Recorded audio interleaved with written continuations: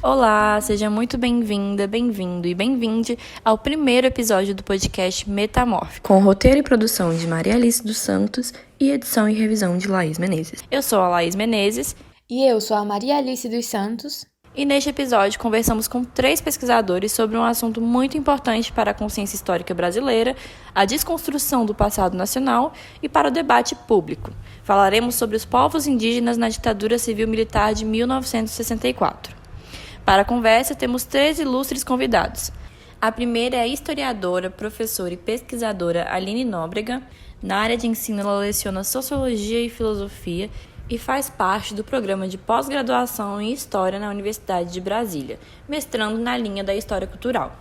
Pesquisa atualmente a relação do Estado com os povos indígenas na ditadura militar brasileira e investiga como ocorreu a construção de uma política de extermínio contra os povos indígenas durante o período.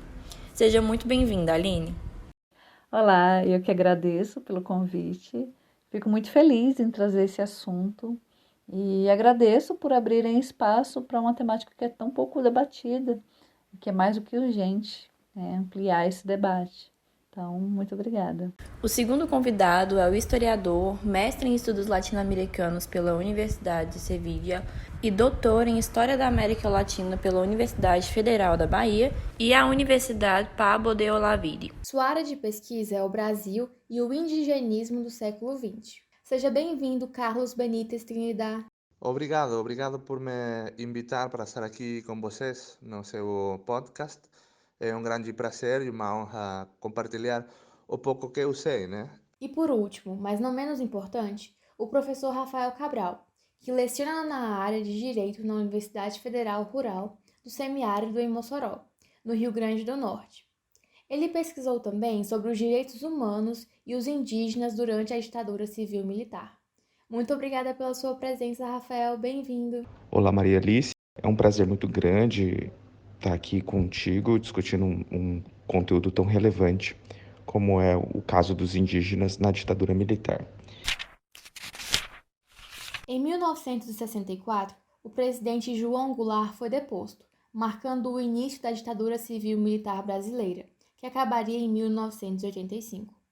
A intervenção foi incentivada pela elite agrária e industrial brasileira, visto que o contexto de governo de Goulart era de alta inflação, estagnação econômica e polarização política crescente. O governo militar, então, com o objetivo de proteger a segurança nacional, estabilizar os mercados financeiros e diminuir os desequilíbrios setoriais e regionais, começou uma reconfiguração da política do país.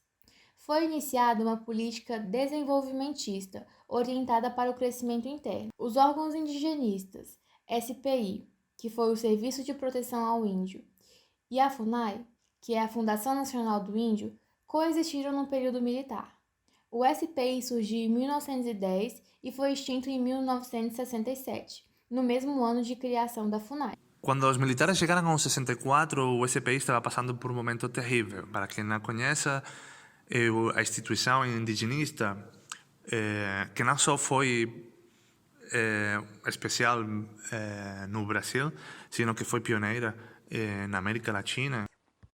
O órgão nasce sob liderança de Cândido Rondon, que era um militar considerado um herói para a causa indígena, mas que tinha uma forte influência positivista, que demonstrava isso em seu discurso de integração, do indígena à sociedade.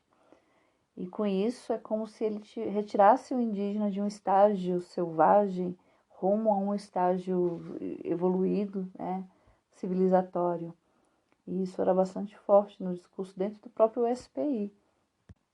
E esse discurso de integração ele vem atrelado à ideia de tutela, de proteção, de assistência, que na realidade ele se converte em controle do cotidiano dos indígenas e controle das terras também.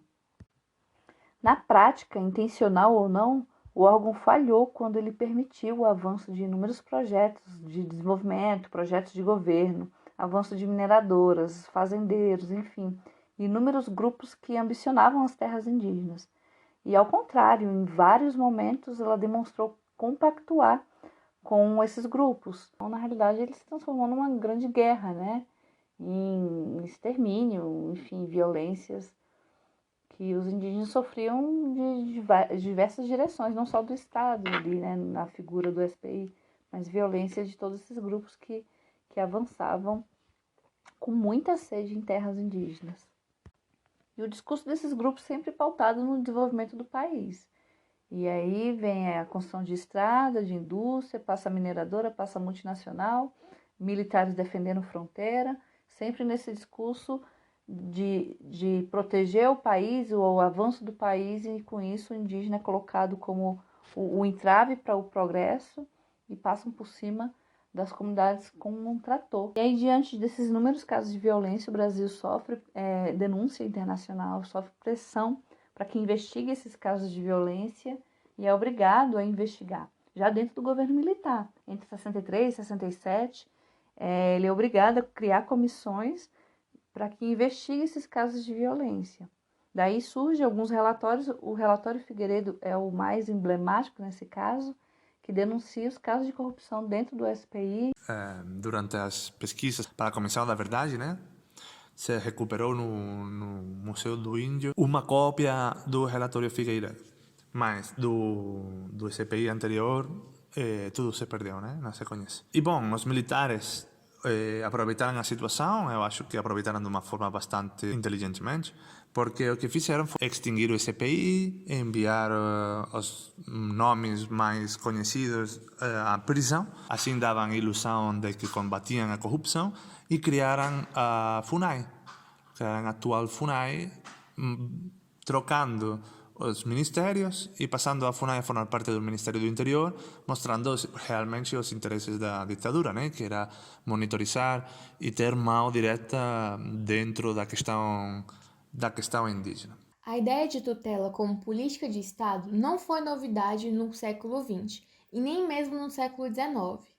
Bem, o Carlos, apesar de não ser um especialista na área, comentou um pouco sobre as dimensões da tutela. Por um lado, existe a praticidade associada ao período histórico anterior, no final do século XIX e começo do XX, em que não havia nenhum tipo de figura jurídica que cuidasse da tutela de grupos de pessoas, sobretudo as consideradas relativamente incapazes por não estarem inseridas em uma coletividade comum de comportamentos sociais e culturais.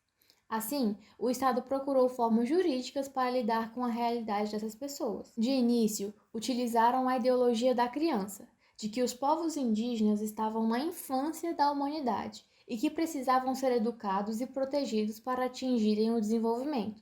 Aos poucos, aprenderiam a ser brasileiros, especialmente através da pacificação. Imagino que até certo ponto era cômodo para o Estado, que sempre usou as políticas indigenistas como uma espécie de ferramenta para mexer com as terras indígenas, e porque se ou seja, se o objetivo final é que esses grupos populacionais deixem de ser indígenas, virem cidadãos e formem parte da dinâmica da nação, era também uma ferramenta do Estado brasileiro para a conquista de novos territórios, né? Uma espécie de colonialismo interior.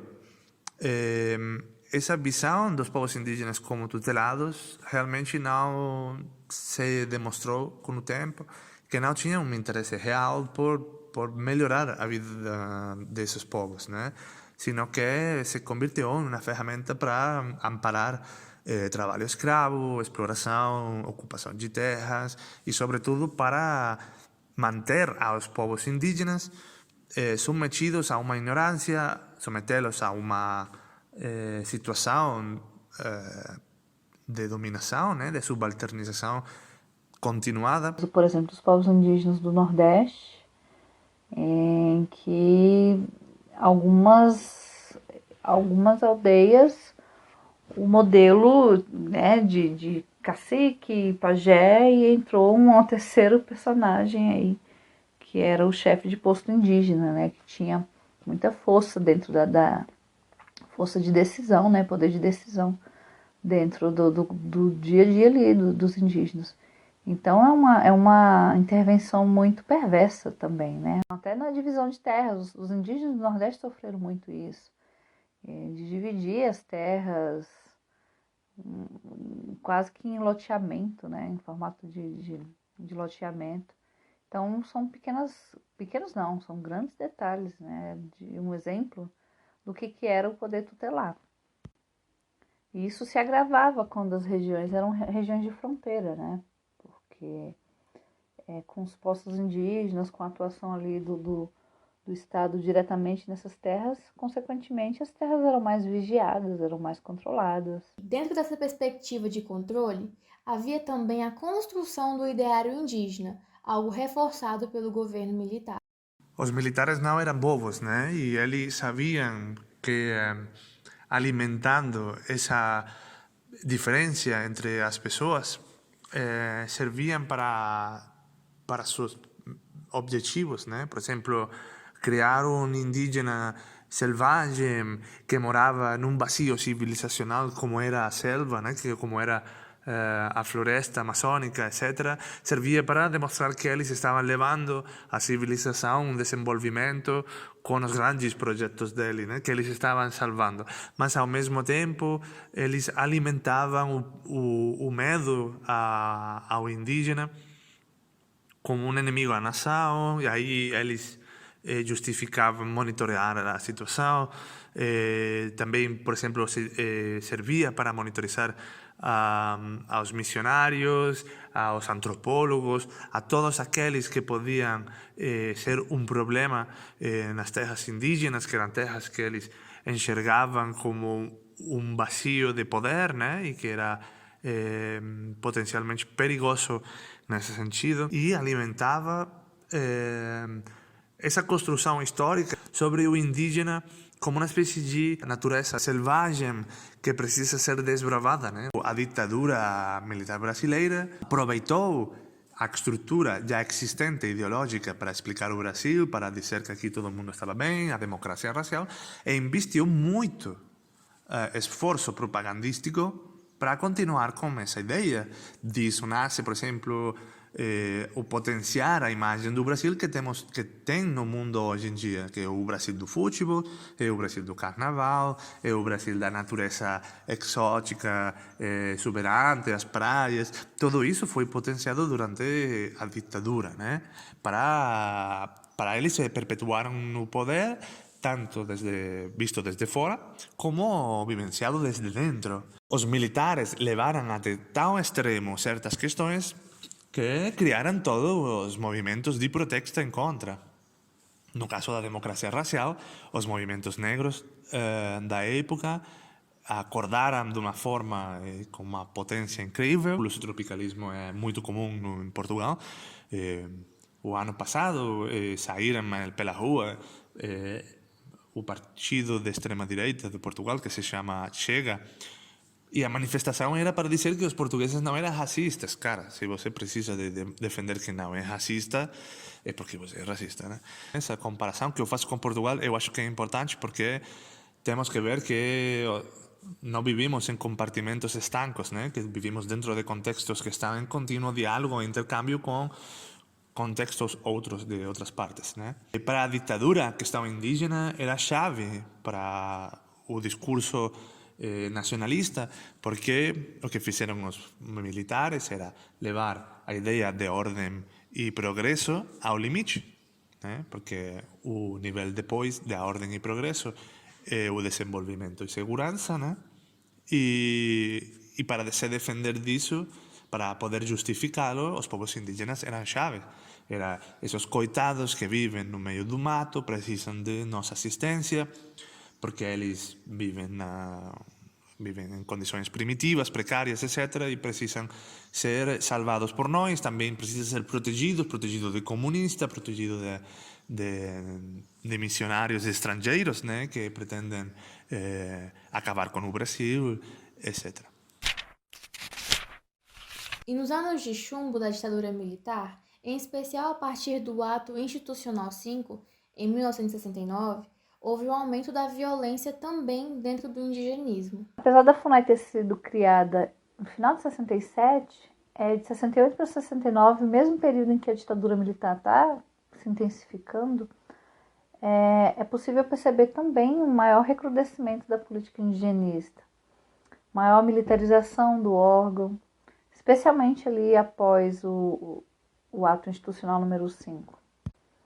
E o Brasil tinha acabado de passar por um grande escândalo, né, motivado pela divulgação do relatório Figueiredo. Então, jornais do mundo inteiro, instituições, enfim, órgãos do mundo inteiro olharam para o Brasil com mais sensibilidade em relação à causa indígena, principalmente denunciando a questão do genocídio praticado pelo Brasil. E o relatório Figueiredo vinha apontando justamente isso, não só a corrupção dentro do SPI, mas o teor de violência que ele denunciava. E após o AI-5, esse documento desapareceu. E o indígena ele se torna um inimigo mesmo, como sempre foi, né? O inimigo do progresso, mas a partir da ideologia da segurança nacional, ele é um inimigo interno. E é possível perceber a mudança de estratégia dos militares, como, por exemplo, aumentando a vigilância, a disciplina, treinando militarmente os indígenas, ou vendo também a possibilidade de contenção de possíveis rebeliões, possíveis resistência indígena, como também a possibilidade desses indígenas se associarem a guerrilhas, também criando presídios. O indígena ele passa também a ser esse inimigo matável, o inimigo que ele tortura, que ele persegue, que ele deve ser aprisionado. Segundo a Comissão Nacional da Verdade, foram 8.000 indígenas mortos ou desaparecidos por conta da ditadura civil-militar. A pesquisadora Aline pode mencionar alguns dos vários casos de violência e genocídio.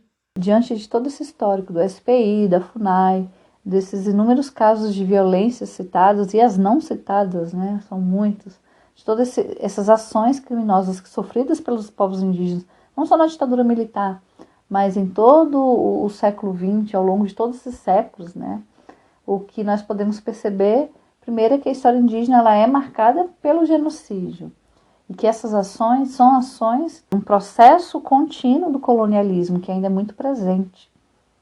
E que todas essas práticas que nós estamos assistindo e sabemos que os indígenas viveram ao longo de todo esse período, é um projeto mesmo de uma política de morte, aquilo que o Mbembe chama de necropolítica, né?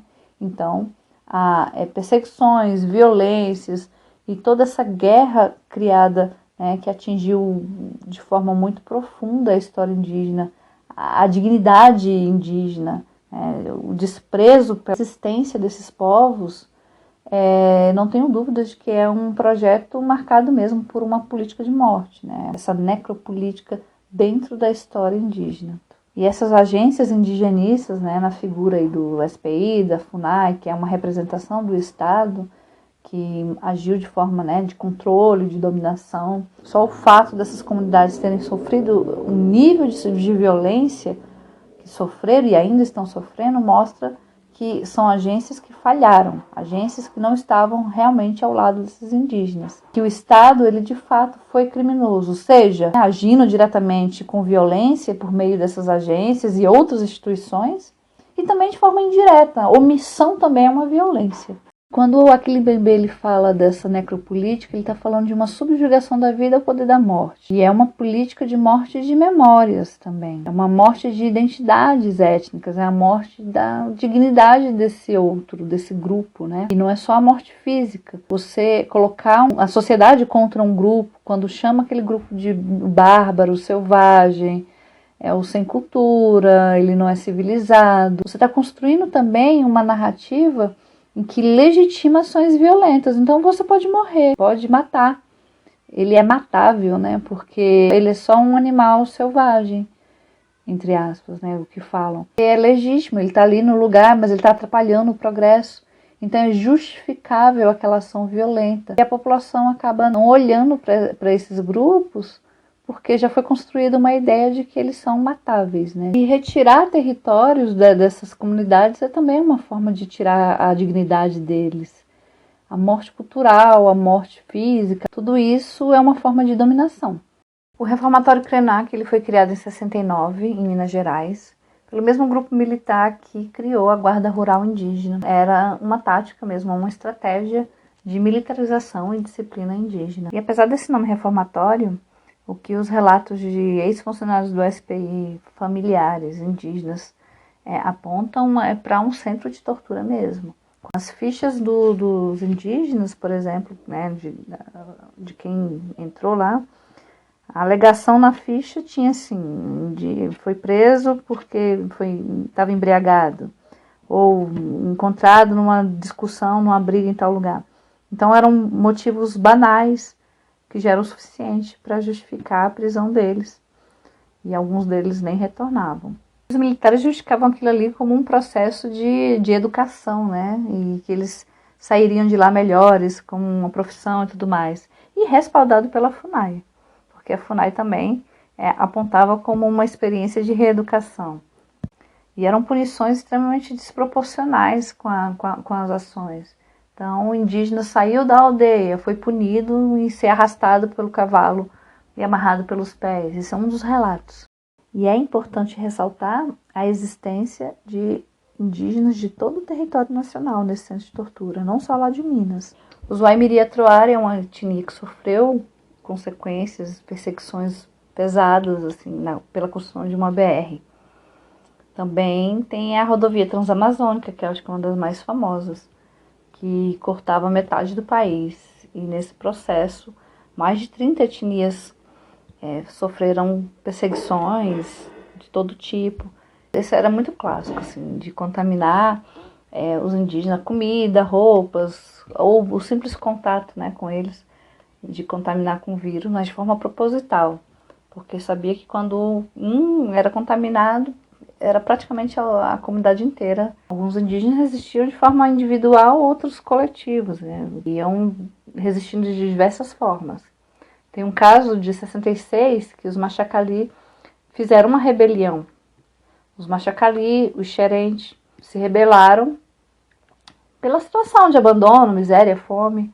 E foi esse caso dos Machacali que motivou a criação da Guarda Rural Indígena, para tentar conter essa rebelião local. E aí, na década de 70 em diante, os grupos começam a se reunir e criar movimentos nacionais, fazendo essa mobilização nacional contra o genocídio indígena. E aí essa mobilização nacional ela vai gerar ali inúmeras assembleias que começam a ganhar corpo na década de 80.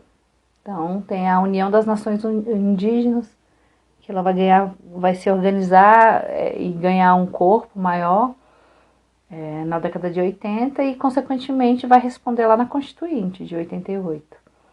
E aí com pautas como demarcação de terra, contra a violência que os indígenas vinham sofrendo, questão territorial mesmo, questão cultural, enfim. E também nesse fortalecimento desses movimentos de 70 e 80, nasce lideranças aí como Mário Juruna, né, que é um dos mais famosos também, o Aito Krenak, Cretan Kaigang e outras lideranças que tomavam ali os espaços públicos cada vez mais. Não tem como falar da questão indígena no Brasil sem entrar na questão das terras. A Constituição de 1967 e a Emenda Constitucional 1/69 trouxeram uma novidade, que foi a atribuição de terras indígenas ao patrimônio da União. Professor Rafael, na prática, isso funcionou de alguma forma em favor dos indígenas? De fato, houve essa inclusão de um dispositivo que atribuía as terras indígenas ao patrimônio da União. Evidentemente que isso abriu margem de uso de instrumentos jurídicos para proteger e lutar contra esse direito, seja por fazendeiros, mineradores e até mesmo órgãos governamentais. O que é importante falar um pouco sobre isso? Primeiro é dizer que o fato de haver, principalmente na Constituição da ditadura, algum dispositivo de proteção ao indígena, não significa necessariamente que essa proteção tinha por objetivo se tornar efetiva. Porque uma das características básicas da legislação constitucional da ditadura era que a ditadura se sobrepunha à própria ideia de Constituição. Então isso significa que o que a FUNAI acabou fazendo, em certa medida, dentro dessa dualidade de proteção e atender os interesses nacionais de desenvolvimento, foi gerar uma série de conflitos agrários, sobretudo com tentativas de remoção de indígenas de áreas que eram consideradas de interesse de grupos econômicos, de grupos financeiros, inclusive de grupos políticos, em várias áreas do território nacional. Grande parte dessas discussões acabam também sendo catalogadas, organizadas nessa sessão especial que compõe o relatório da Comissão Nacional da Verdade. A partir dos anos 1970, foi se formando um movimento indígena no país, em prol de seus direitos e em busca de serem ouvidos. Apesar do contexto violento, os povos indígenas se organizaram tanto socialmente quanto politicamente e reagiram ao imaginário social catalisado pela ditadura. Os povos indígenas se organizaram política e socialmente, sozinhos. Essa mudança de mentalidade é chave para que os povos indígenas comecem a se juntar, comecem a se apropriar das imagens que se construíram sobre eles, começaram a se enraivar, né? A ficar ofendidos, chateados com a sua situação, de como eles eram percebidos como animais, como pessoas inferiores, que eram massacrados e perseguidos por todo o Brasil, e aproveitaram isso para criar um novo imaginário de luta, de resistência, de esperança, né? Então, a relação que tem a ditadura militar com os povos indígenas é uma relação interessante, porque provavelmente foi um dos piores momentos da situação que vivenciaram os povos indígenas nos últimos 5 séculos de sua história, em relação à invasão europeia e ao Estado Nacional brasileiro, mas esse momento baixo ajudou a criar uma situação que revertira esses problemas, né, e conseguiram ajudar os povos indígenas a se organizarem, único na história e que mudou toda a situação para sempre. E são os missionários que estão vivendo a sua própria revolução com a teologia da libertação que se dão conta que os antropólogos estão falando uma coisa certa, né? Ninguém está dialogando com os povos indígenas. E aí foi quando começa a se investir na organizar encontros indígenas onde sejam os próprios indígenas a falar por si mesmos e a dizer o que querem e o que não querem. Os próprios chefes indígenas começam a falar entre eles e a se dar conta de que todos eles estão dentro de um mesmo imaginário desumanizante. Falam que os brancos pensam deles que são crianças, que são bichos, mas que eles não são bichos, são pessoas, e que são os primeiros brasileiros, e não sei o que. Então, é bastante interessante, porque todas essas assembleias, as primeiras, sobretudo, depois a dinâmica vai mudando, eles evidenciam como são enxergados pelos brancos, né? Ainda que muitos deles não se considerem índios, porque o índio é, como todo mundo sabe, uma construção feita pelos brancos, pelos europeus, eles se dão conta que habitam uma mesma margem de subalternização, né? E de racialização. Eles se fizeram fortes no imaginário bestializado de subalternização no qual eles eram obrigados a habitar, né?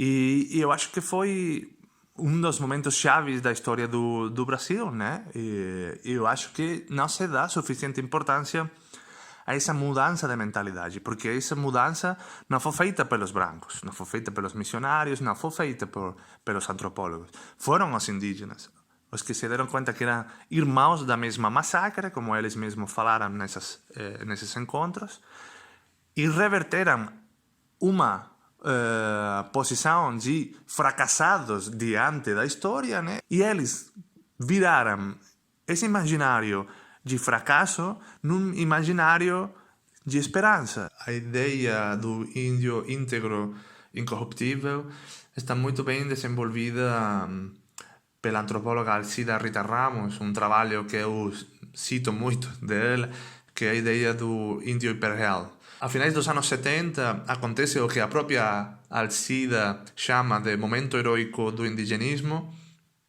que é quando o ministro Rangel Reis tenta pôr em marcha, né, um projeto de lei para emancipar da tutela aos povos indígenas, virá-los cidadãos comuns, né, as terras indígenas dividi-las em parcelas, dar cada uma a uma família e já acabou, né? Bom, isso criou todo um movimento de resposta gigante, tanto no movimento indígena, como nos antropólogos, como nos missionários, que criou uma euforia, né, ao redor da questão indígena gigante, que ocupou muito da opinião pública e começaram a se organizar. Muita da opinião pública brasileira começou a se interessar de uma forma ativa e como ativistas na causa indígena. Eu, pessoalmente, acho que foi usada como um espaço onde se podia lutar contra a ditadura sem sofrer uma oposição forte por parte dos militares, né? Esse momento heróico do indigenismo, que seria o projeto de emancipação do 78, se revelou a questão indígena como o que eu chamo um campo de batalha seguro, né, para lutar contra o Estado militar. O Estado se cuidava muito de não reprimir e não censurar demais, porque os olhos do mundo estavam no Brasil com essa questão. Essa mesma capacidade de criar pressão contra os militares, porque a questão indígena é uma questão muito sensível, foi aproveitada por tantos outros para poder criticar de forma indireta, e não tão direta, né? Também de forma muito direta, a ditadura através da questão indígena, a desigualdade, a exploração de terra, os grandes projetos econômicos que criavam mais miséria que riqueza, e que essa riqueza que criava era para uns poucos e não para o geral da sociedade, que os militares reprimiam, os militares perseguiam. Mas essa euforia, que talvez seja a parte mais triste de todo, durou relativamente pouco tempo. A ditadura civil-militar acabou em 1985. A Constituição de 1988 é conhecida por alguns como a Constituição Cidadã, por ter tido participação de diversos grupos sociais em sua construção e por amparar os direitos desses grupos historicamente sem espaço. A Constituição de 1988 pode ser dita como revolucionária, professor Rafael?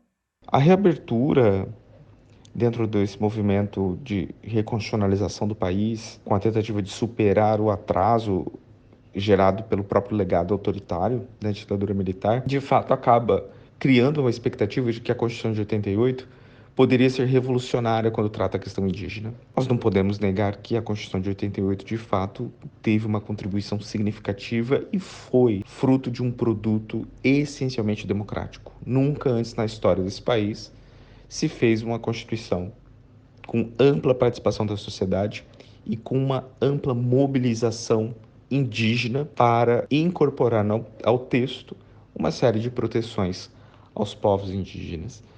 E isso nunca aconteceu em nenhuma das outras 6 constituições que nós tivemos, das quais 2 foram outorgadas e as outras foram promulgadas. É evidente que quando nós olhamos para esse tipo de narrativa, nós precisamos olhar com uma forma muito crítica. Por quê? O fato de estar incluído uma proteção aos povos indígenas na Constituição pode significar muita coisa ou pode significar nada. Porque o nosso olhar, nós temos que treinar o nosso olhar para ver exatamente quais são os usos dados para a Constituição.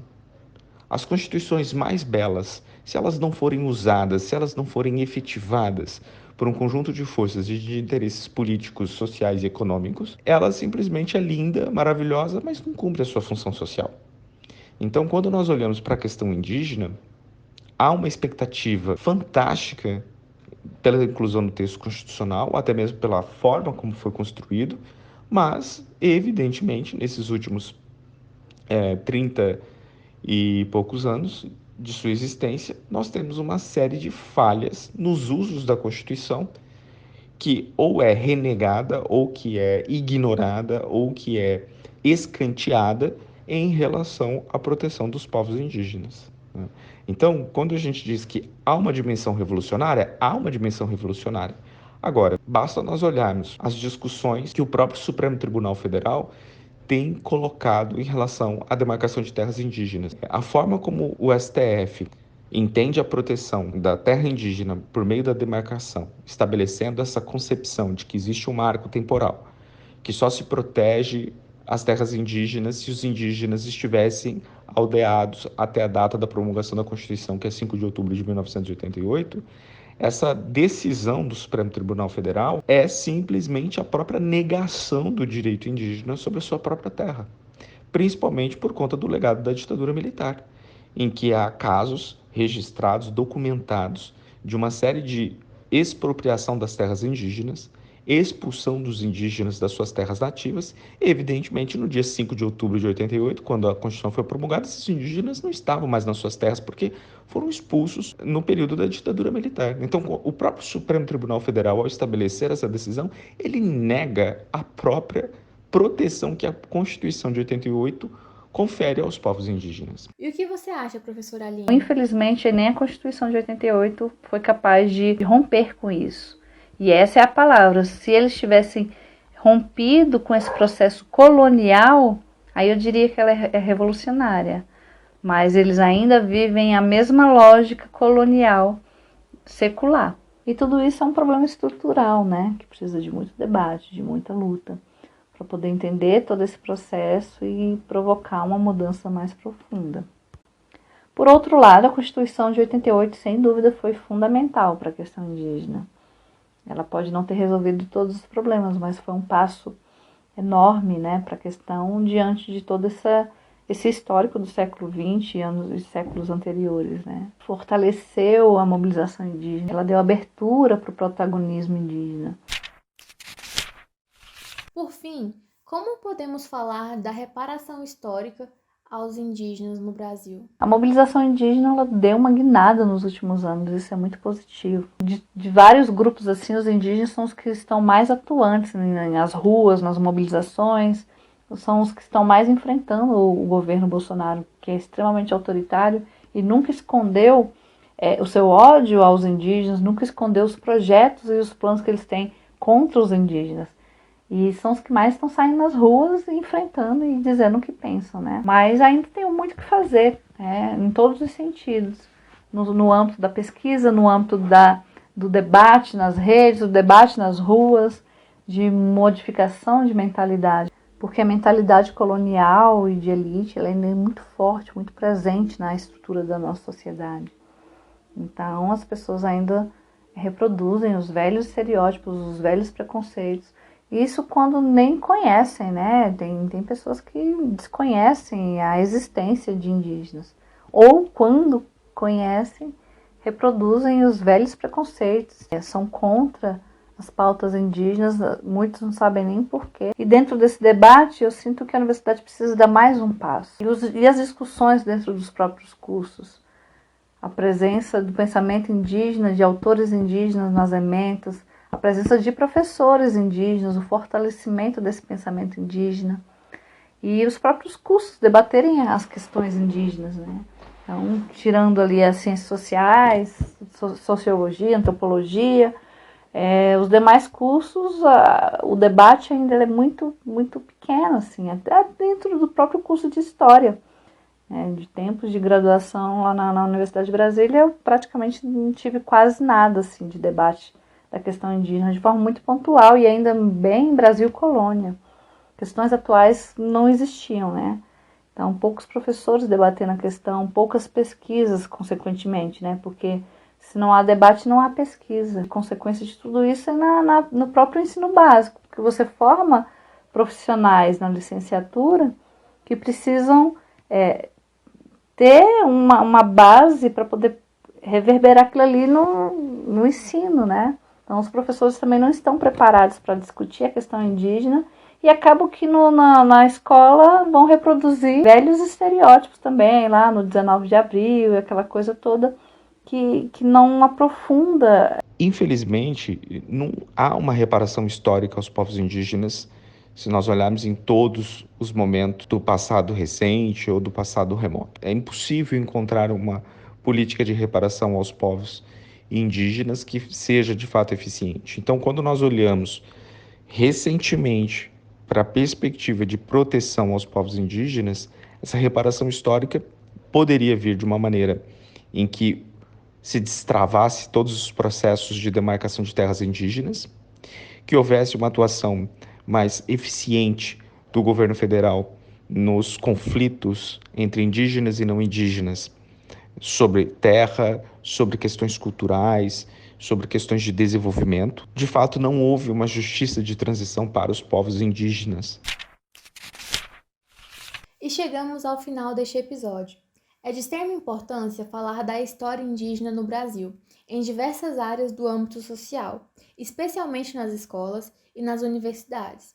Quando cruzamos a temática com o período da ditadura de 64, fica evidente a urgência da discussão, em especial porque as consequências do período estão fortemente presentes no Brasil de hoje. No debate público, a comunicação tem um papel fundamental em dar espaço aos indígenas, tanto como profissionais no segmento, quanto na representação de suas realidades, com ética e respeito. Agradecemos a participação e a gentileza dos nossos incríveis convidados e também agradecemos a você pela sua atenção. Nos esbarramos por aí.